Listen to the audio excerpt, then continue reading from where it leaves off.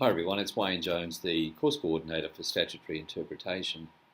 Can I give you some comments, please, about the material which is covered in chapter 4 in the textbook, which deals with both context and purpose.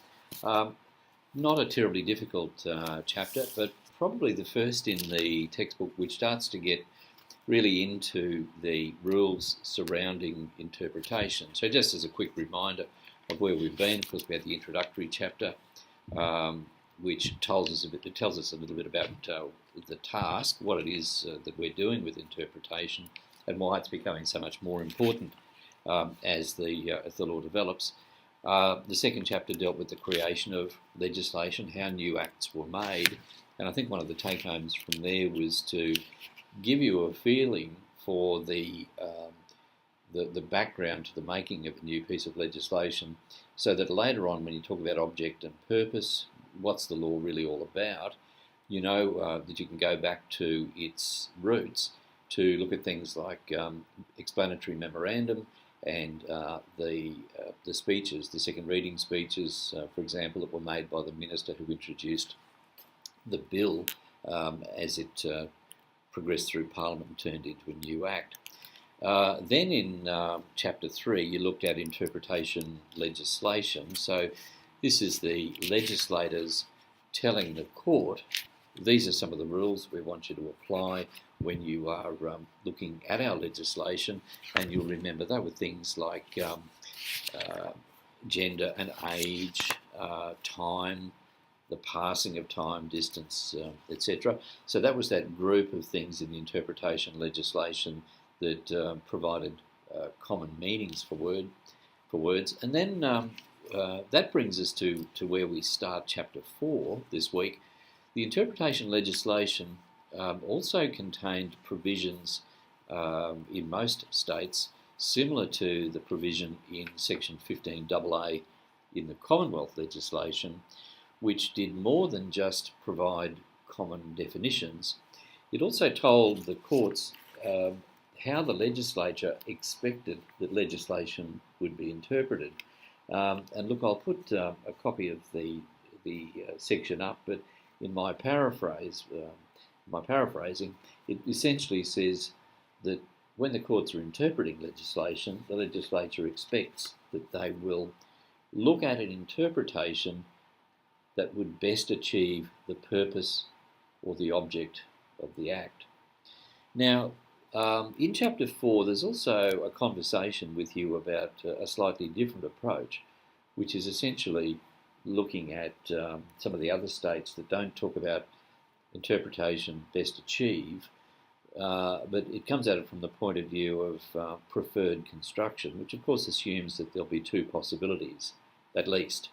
So that legislation tends to say if there's more than one meaning, then the courts should prefer the construction which best achieves the purpose of the object of the act. So look, does a lot swing on it? Certainly read through, try and get an understanding of what the authors are saying about the difference between the two. Where I got to in my reading of it, and particularly looking at the cases, was it really does seem to be more of a move towards considering the purpose under all circumstances, that is, with or without alternatives. So the judges seem to be saying that no matter whether you've got a bit of a conundrum in front of you, have you got a couple of different possibilities as to how to interpret, even if you haven't got that, your starting point, some of them are saying, well, your starting point should be to think about, well, what is the object or the purpose of the legislation? So may not be a lot swings on it in the end. Also note the interesting comments picked up by the textbook authors by Justice Michael Kirby, as he was saying, hey, look, it's going to be pretty rare that there is going to be a piece of legislation that doesn't allow of at least a couple of different interpretations. And look, chances are you're not going to be in court trying to interpret a piece of legislation anyway, unless there are some competing versions of the world. And look, jumping ahead a little bit into the text, and I think it related to the case of the Crown and Lavender, Kirby says there that so far as statutory interpretation is concerned, note the highly contestable nature of interpretation. In other words, even amongst the High Court judges, there are going to be arguments for how a piece of legislation should be interpreted. Okay, so the start of Chapter 4, Context and Purpose, reminds us that in Chapter 3, the chapter which dealt with interpretation legislation, a direction from the legislature to try and come up with an interpretation which would best achieve the purpose or the object of the Act. Now, Chapter 4 also deals with context before it gets into purpose, so worth saying a little bit about context. I think the big deal is that that I got out of the chapter is this. Context could be very narrow, and you again note the comments that the authors refer you to, where Justice Kirby says, well, usually we look at a word in a sentence, and a sentence in a paragraph, and a paragraph in an entire article, something to that effect. So there's always going to be context around the words that you're looking at. The original approach, if I could call it that, was back in the days of the engineers case, where context was very much just an examination of the immediate words, or maybe the language used in the statute as a whole, and that was the words used in the engineers case. But that seems to indicate a fairly narrow view of what context could mean. Of course, the opposite extreme would be virtually anything that you could think of would be context, and you will look at a case a little bit later in the textbook in intrinsic materials, particularly, which talks about, it's called K and S Freitas, and in that case, they look at the entire statutory, the background, the case law background, where a piece of statute was changed a few times because the legislature just was uncomfortable with how the cases were coming out. And that will be the situation from time to time. So you can see that context might mean just the words that are immediately around the word in question, or it might mean the history of the Act itself, cases that have been determined, and it also could mean, under the more modern broad approach, any other material such as government policy, background, and the explanatory memorandum, etc. In other words, the extrinsic material. I would tend to lean towards that end because I think it gives you more to work with than saying, look, I'm entitled to look at the context, and the context is the words, the other words around the ones that I'm interested in. But you're certainly stronger at that end than the argument at the other side, where you're saying, well, I can consider the whole world, but just be aware that there's a continuum there. When can it be considered? You need to have some ambiguity before you can start thinking about context. There's some good case examples in the textbook, but I guess the short answer is that judicial opinion at this stage seems to indicate that that's not required, that again, context makes sense of the words in the way that all of us understand that language should be understood. So even though, as Kirby says, arguments around language are always contestable, if you don't consider the context, then the alternative is you're just looking at individual words in isolation, and that, I guess, intuitively doesn't make a lot of sense.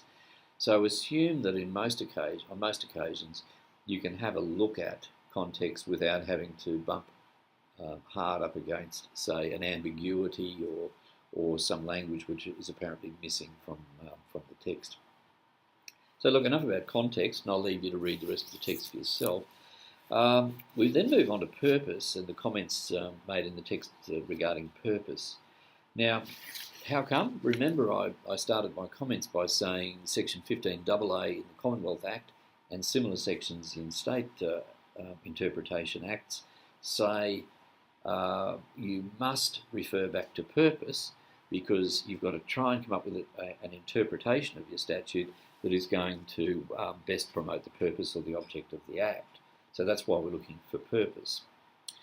Again, no need really to identify an ambiguity before purpose can be considered. The legislature seems to be saying that you should always be looking to the purpose. Finding the purpose, well, let's go back to where we travelled over the last few weeks, the explanatory memorandum. Remember, it's going to be the explanation from the minister who introduced this legislation as a bill, and it was brand new, and that minister is going to be saying, this is why I'm introducing this legislation. So that's a good start for purpose. Hansard and the records of any speeches given by the parliamentarian who introduced the bill are also going to be useful for trying to determine what the purpose is. It's also possible to have a look at the long title of the Act. Now, not always so, because there seems to be a move away from doing it now, but some legislation uses fairly long titles in the beginning of the Act, almost as an explanation as to what the Act is about. Look very early in perhaps the first chapter of any piece of legislation for an object or a purpose clause. Again, not always the case, but often the case that the legislature will put in at the beginning of the Act what the object or the purpose of the legislation is. And we can have a look at some examples together later. How much use is purpose and how broadly can it be used? I think this is an important point. So to bring you to where I am at the moment, we've talked about the fact that you've got an open invitation, really. In fact, you've got a direction from the legislation to start thinking about the purpose of the Act when you are interpreting. So does that mean that almost any interpretation is likely to be open to you? And the case I'd refer you to in the textbook, which I think puts the brakes on that and gives you some indication of how broad or how narrow that rule is the Victims' Compensation Fund Corporation against Brown case. Great little case, very good extract in the textbook, but as usual, if you want to know more or if you're not quite getting the facts, do go to Westlaw and have a look at the case, even if you have a look at the head note. So, Victims' Compensation Fund Corporation against Brown. The object was to give effect to a statutory scheme of compensation for victims of crime. So what does that mean? Does that mean that every time you look at an interpretation question in the Act, you should be leaning towards trying to compensate a victim so you can meet that requirement? Well, the answer is probably no. Well, it's almost certainly no. You'll see there that what the judges said about the word and. Now, just to remind you, in that victims' compensation case, they were talking about whether there was a need to have symptoms and a disability. So you'd think if you were trying to push the object or the purpose of the Act, you might sort of stretch the language a bit. And you will see examples of that later on. But in this case, the point I make to you is this. It doesn't mean that you've got the open checkbook as to how you interpret the law. In fact, what the judges said is that it was not compensation in accordance, well, it wasn't compensation in all cases, it was compensation in accordance with the Act. So, compensation, but just in accordance with the Act, not in every circumstance. For example, it wasn't saying that you should interpret the legislation in a way that maximises compensation or to achieve the purpose at all costs, or it wasn't saying that compensation was to be paid to any and all victims. So look, hopefully I'm making myself clear. It's a great tool to be able to say, I'm trying to come up with an interpretation that helps us to promote the object or the purpose of the Act, but it's not as broad as the great outdoors. You still need to interpret according to the words that are in front of you. So in that case, of course, what the court said was you needed that and had a very strong and ordinary meaning. It was conjunctive. What it meant was, they also looked at how the language was used elsewhere in the Act, and they came to the conclusion that, look, even though this person might miss out, you needed both symptoms and disability. It needed to be an injury which was serious enough to impact on his lifestyle or his work. So I don't want to labour it anymore, but I just wanted to make that point fairly clear because I think it's fantastic that you can use this tool, object and purpose, but be aware it's not an open checkbook. What do you do if there's no object or purpose clause? Well, we've already talked about the prospect that you could go back and have a look at explanatory memorandum and introductory speeches, etc. You generally are directed by the cases that have been determined so far to try and come up with an object or a purpose. And I guess I should stop at that point and say you still need to try and find an object or a purpose. You can't stop and say, oh, well, I'm going to give up. There isn't an object or a purpose clause. The section 15AA is telling you still need to try and work out what the object or purpose is, because you've got to use that tool to interpret the statute in a way that promotes that object or purpose. So it's no good saying there isn't a clause. So you've got to look at the Act as a whole.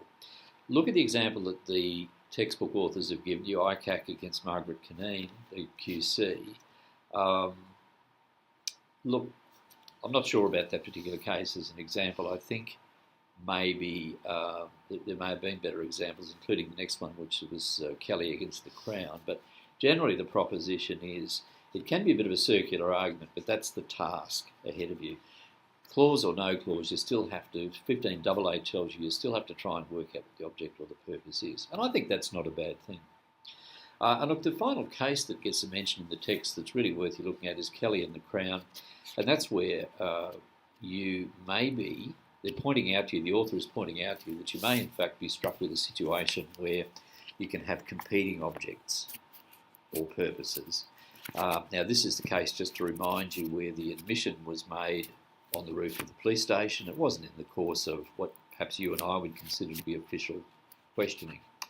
The facts are all about whether or not that particular admission is going to be allowed into the court case.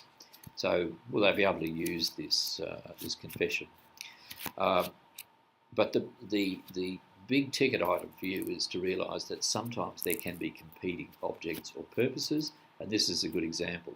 On the one hand, one of the objects or purposes was to give police additional powers to interview witnesses. On the other hand, though, there had been a lot of trouble with what they call police verballing. So the allegation was that confessions were being put in that were false confessions. And to give the public a little bit of confidence back into the system again, the legislature said, well, if you're in official police questioning, then there's really no excuse these days as to why it shouldn't be recorded. Look, the outcome of the case is probably not that important, but the main issue is that there was still that thing that Justice Kirby talked about, was the contestable nature of statutory interpretation. Because have a look at what Justice McHugh said. He tended to favour the object of making sure that false confessions weren't admitted.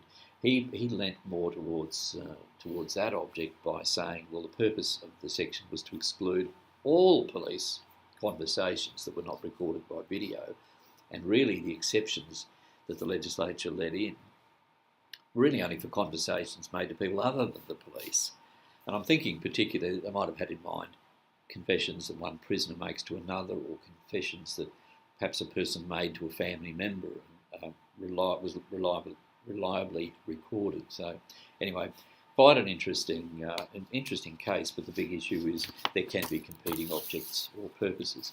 And look, I think that's enough for that chapter. Have a look at the material, have a look at the cases, and you see that follows neatly on from chapter 3, which dealt with the interpretation legislation, to now deal more closely with the rules set by the legislature about how to interpret. And next week we'll talk a bit more about intention and interpretive techniques. Thank you.